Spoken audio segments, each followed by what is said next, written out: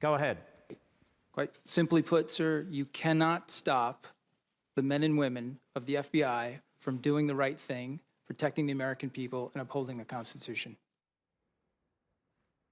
Should that not be the end of it? So the first phony scandal, when all the senior people in with Trump said he wasn't even read into this code black, code word stuff, so he couldn't have revealed it. Shouldn't that have been the end of that? Shouldn't this be the end of this? Hey, look, nobody stopped us. Nobody's told us to stop, and nobody could stop us anyway. No, that can't stop it. Michael Schmidt is the New York Times reporter. He explains his article. He wrote the article about how Trump tried to influence Comey. Now, this is a guy who wrote a piece not long ago about Obama, defending Obama and the revelation of intelligence information by Obama.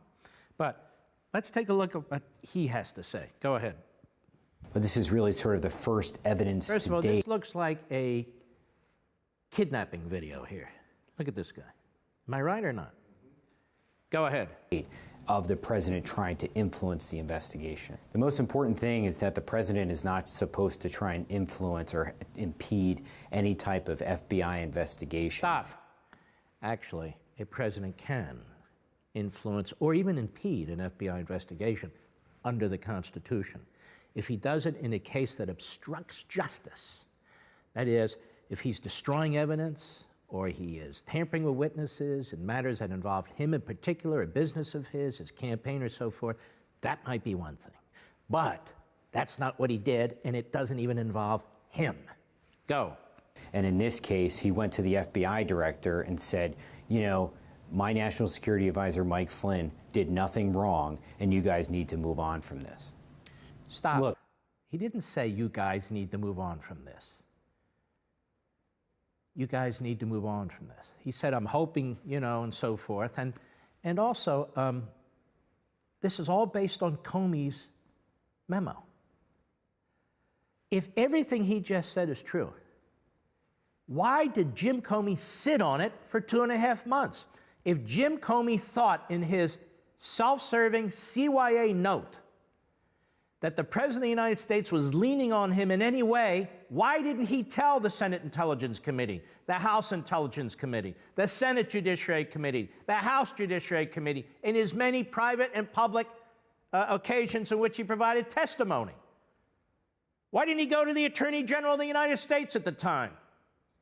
Why did he do nothing except sit on it? Why do you think he sat on it? Why do you think he sat on it? Well, ladies and gentlemen, why would you sit on a memo like that if you're the director of the FBI? To use it at some point, right? Comey didn't see his firing coming. Keep this right where it is. Comey didn't see his firing coming. He was fired without any pre-indication or notice that it was going to occur. Remember? He was out in L.A. and they had sort of the O.J. Simpson coverage where there's his limousine going, and oh, there he is on the plane. That sort of, remember all that? I suspect Mr. Comey had that memo in case somebody said to him, you should resign or we're considering firing you. Oh, really, Mr. President? Remember that meeting we had? Oh yes, that meeting in February where you said you were hoping I could get past the investigation of your buddy Mike Flynn. You know, I wrote that down, Mr. President. Well, why else would he keep it, folks? And why would they leak it now? But this guy's a fool. He's a buffoon. And he doesn't even see the real issue here. The real issue here is the FBI director kept not only this kind of so-called contemporaneous note-taking after his meeting with the president, but apparently has a lot of memos. Well, what other memos does he have? Involving what other public officials and what other investigations? How many memos does he have? Moreover, since he did it on government time, since he did it for official purposes, involving official issues, those memos don't belong to Comey. They belong to the United States government, we the taxpayer, as a matter of law. Has anybody subpoenaed these memos on Capitol Hill? I've been calling for this since yesterday. They should subpoena all the memos that Mr. Comey took with him if he took any, copies or originals. He should be told not to alter or in any way destroy any of them. And Congress should immediately demand from the FBI director and, yes, the Attorney General of the United States, all the memos that Comey wrote after his meetings involving any officials, that they want to see them, to see if there's a pattern here with Mr. Comey in keeping notes, in keeping memos. Did he keep memos of his discussions with Barack Obama? If he had any with Joe Biden? With Loretta Lynch? With Eric Holder? The Comey memos. That's what we should call them. This guy is Helen Keller. He doesn't know what's going on over here. Go ahead. I've been spending a lot of time over the past few days trying to understand what went on between Mr. Comey and Mr. Trump, and trying to understand what it was that Mr. Trump didn't like about Mr. Comey, and what was it about Mr. Trump that really concerned Mr. Comey. And in the process of that, I learned that there was a series. This guy's kind of spooky, to be perfectly honest with you. It's been some kind of a scientific flick or something or other. Anyway, the Comey memo. Oh. Same thing. The New York Slimes by Michael S. Schmidt. Listen to how it begins. President Trump asked the FBI director, James B. Comey, to shut down the federal investigation into Mr. Trump's former National Security Advisor, Michael T. Flynn, in an Oval Office meeting in February, according to a memo Comey wrote shortly after the meeting. I hope you can let this go, the president told Comey, according to the memo. Does that sound like he ordered him to shut it down? I hope you can let this go. You know, words have meaning. They do. The documentation of Mr. Trump's request is the clearest evidence. First of all, they don't even have the memo. But it's the clearest evidence that the president has tried to directly influence the Justice Department and FBI investigation into links between Mr. Trump's associates and Russia. This guy is confusing two investigations. There is the so-called collusion investigation, and there's the Flynn investigation. And these are counterintelligence investigations, not criminal investigations.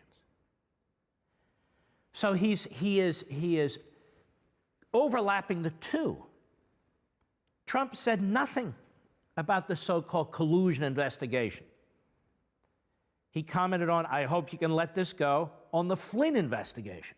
And by the way, what are they investigating with Flynn?